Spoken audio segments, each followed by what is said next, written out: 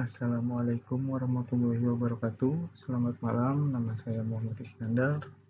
Saya dari kelas 07 TPL 002 dengan NIM 201011450283. Di dalam video ini saya akan membahas tentang etika profesi.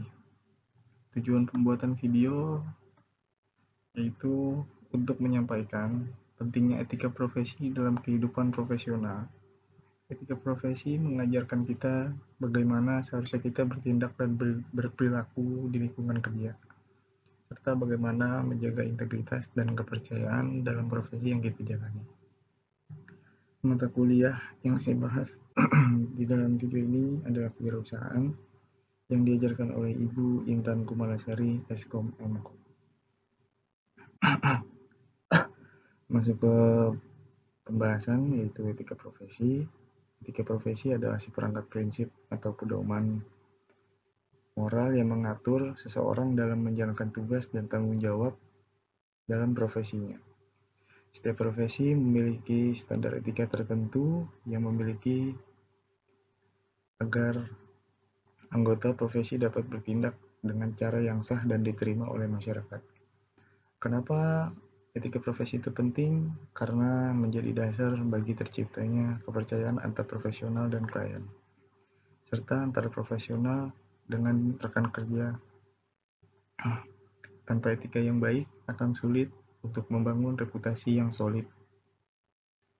Etika juga membantu kita untuk membuat keputusan yang tepat dalam situasi yang sulit atau penuh tekanan. Etika profesi dalam kewirausahaan sangat penting karena mencerminkan tanggung jawab sosial dan moral seseorang wirausahaan terhadap masyarakat, pelanggan, karyawan, dan lingkungan.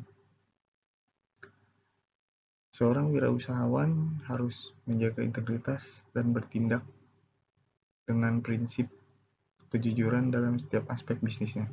Etika profesi akan menyangkut terkait kejujuran dan transparansi, tanggung jawab sosial dan lingkungan, menghindari korupsi dan suap, hingga komitmen terhadap kualitas dan inovasi.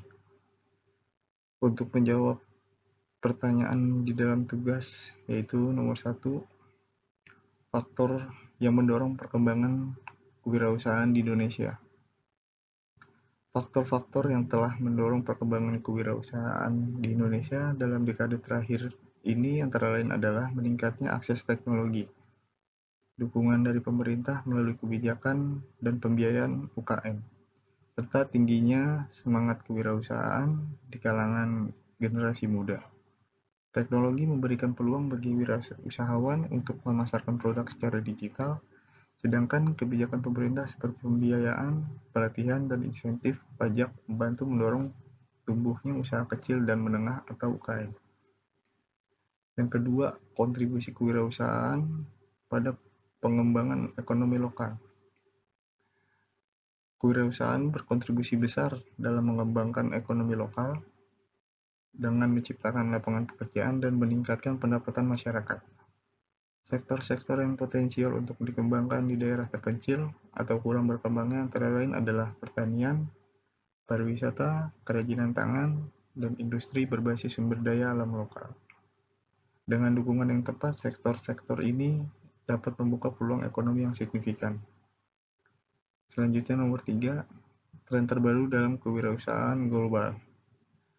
Tren terbaru dalam kewirausahaan global mencakup kewirausahaan digital, startup bisnis berbasis teknologi, dan ekonomi berbasis atau sharing ekonomi.